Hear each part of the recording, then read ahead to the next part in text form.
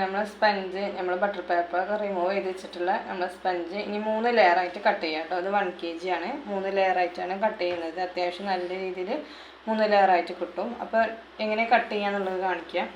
ഇതാണ് bread knife കേട്ടോ. കണ്ടില്ലേ, ബ്രെഡ് നൈഫാണ്. നമ്മൾ അതിൻ്റെ ഒരു ഭാഗം പല്ല് പോലെയുള്ള ഇതാണ് ബ്രെഡ് നൈഫ്.